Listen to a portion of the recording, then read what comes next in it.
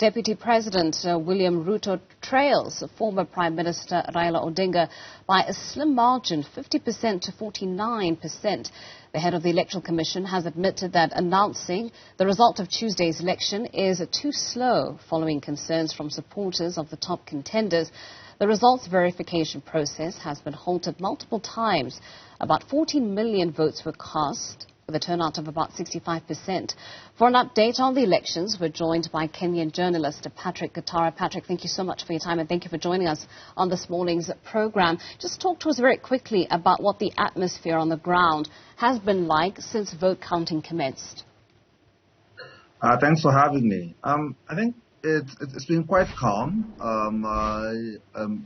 in the towns and cities of Kenya. Across the land, I think we haven't seen really a rise in tension, although there is a little bit of anxiety, but nothing along the scales of what we've seen in earlier elections. I think this has been for lots of Kenyans sort of like a learning experience. They've learned quite a lot about how the electoral system works, some of the gaps within it. But in general, there is quite a lot of sort of wait and see attitude, what's going to happen with this. I mean, talking about that anxiety, we know that Kenya has a history of post-electoral violence. Usually, once the results are actually officially announced, there is general calm during the vote counting process. But generally, in the past, in 2007 and again in 2017, we did note that once the official results were announced and there were these disputes, that we saw, events of post-electoral violence. Is there a concern that there might be a repetition in this instance as well? I don't think so. And I would say actually the problems tend to come during the count. I mean during the tallying, not at the count at the polling stations. Basically, the votes are counted, the real votes are counted at the polling stations and nowhere else. And then after that, they just do tallies.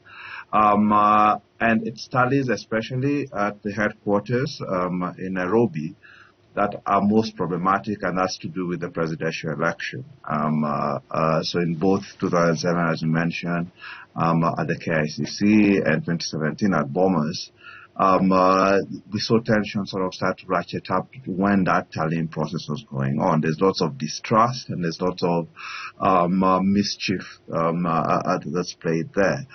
I think for this time, it's a bit different in terms of rising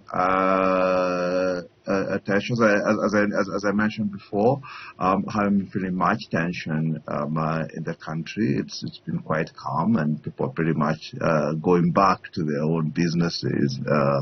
I don't think there's an expectation that there's going to be violence anywhere along the scales that we had in previous elections. In fact, this has been quite a calm one.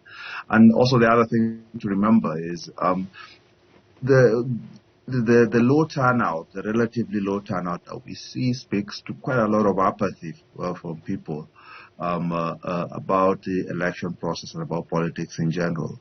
So there is not that much investment in what the result actually is. And I would wager that for most people, they just want to get this over with. Whoever will be announced is announced and let's move. I want to circle back, Patrick, to the issue of voter apathy in a moment. But what I'd like to touch on now is, you mentioned the fact that what's different this time around is that it does seem that Kenyans are taking the time to sort of acquaint themselves with the electoral process and how it's working. And I'd like to get a sense from you, in the last 15 years or so, how has Kenya been able to sort of reinvent its democracy and in this instance try and tell a different story of how its electoral processes and how its democracy is being carried out at polls? Right. I guess you'd say the nadir of Kenya's democracy came in 2007-8 and the violence that followed that election. Following that, there was lots of discussions. There's obviously the peace agreement that was signed. And most importantly, there was a real push to get a new constitution, which was promulgated in 2010. Now that constitution has been slowly reforming the way the country works. And here I would point out to two important things.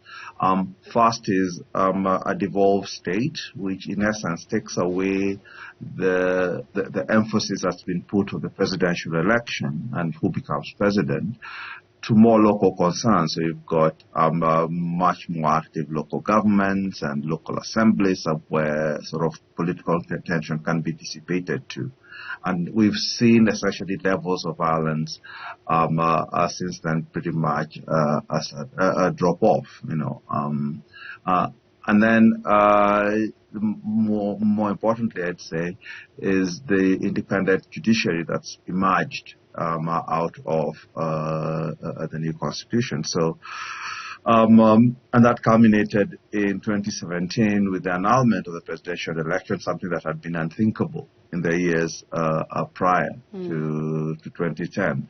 So the judiciary serves as a check on all the shenanigans that politicians can get up to during the election, because in the end, they know that that election, if it is not in accordance with the laws and the processes that are described both in constitution and subsidiary law, it can be stopped, it can be reversed. And I think that for me is probably why you will see this quite a lot of insistence on following process, especially by the Independent Electoral and Boundaries Commission, on being very transparent about the process, because they know that this will probably end up at the Supreme Court.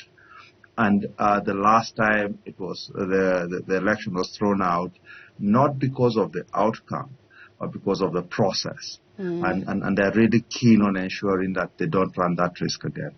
Right. Well, you've mentioned these two key aspects, electoral reforms that have been introduced over the course of several years, the strengthening of the judiciary, which has also been taking place over the course of several years. Why haven't Kenyans or Kenyan voters bought into these changes? Why are we seeing low voter turnout and such apathy, particularly amongst the youth, even though such great lengths have been gone to try and bring about change in Kenya's democratic processes? Well, I'd say I'd point out two things. First, I think it's been the same cast of political characters for a long time.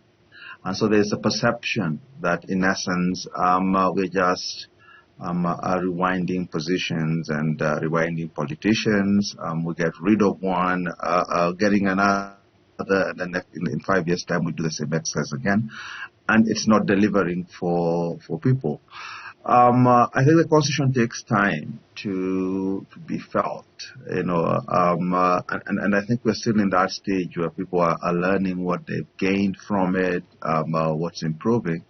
But it's going to take a while before it kind of entirely changes over the political system. The second thing is, and this is with our young people particularly, I think they're finding different ways of engaging. So we've gotten sort of the older generation had a real big emphasis on elections as the primary mode of political engagement. But it's always been of very limited utility. You vote once every 5 years. So what happens in between the 5 years? And I think people are getting much more focused on being able to to participate and to hold public officials to account in that period, and that then de-emphasizes the sort of importance of elections. And for me, I think that's actually a good thing, is the reduction of democracy simply to an act where you vote, or you stand in line and vote once every 4 or 5 years, really sort of hollows it out. It's not a system for electing your rulers, it's a system for ruling yourselves. And I think that to the extent that people are finding more effective ways of participating in everyday governance, then that's actually an improvement, and that kind of de-emphasizes the need to actually go and stand in there and cast a vote. Very quickly, Patrick, before we wrap up the conversation, something that Amnesty International has sort of brought attention to is the issue of disinformation that has been quite prevalent throughout in the lead up to the elections itself, and even once the vote counting and the tallying commenced.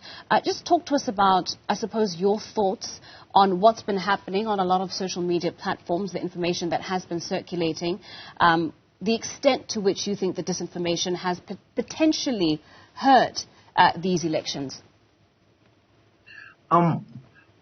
There has been attempts at disinformation. There have been fake forms, fake statements being sent around, and lots of this actually happening on WhatsApp, which is basically closed or dark social media. I think, but it's not as prevalent as it has been, in previous elections, especially 2013 and 2017. You remember Kenya's association with Cambridge Analytica in those two elections, where we had seen the state, in essence, employ them to run proper, sort of really widespread, really long-term disinformation campaigns. I don't think we've seen anything on that extent in this election. Yes, there is attempts to fudge what's actually going on, but a lot of them are really overt attempts, and I would say they are pretty easy to see through. In the main, this election, I think, has been one of the cleaner ones that we've seen, at least so far as we can tell. The process at Bomasville may throw up new information, but as far as we can see, it's been one of the cleaner ones. It's been one of the more civil ones, throughout. There's been very little even physical altercations or anything like that. So, disinformation is there, but I wouldn't say that it's had a really huge effect on what's going on. All right. Well, of course, we will continue to monitor developments out of Kenya as we await that official announcement by the Independent Electoral and Boundaries Commission. But thank you so much, Patrick, for your time and for joining us this morning. That's Kenyan journalist Patrick Gathara talking to us there on the general elections that took place earlier this week.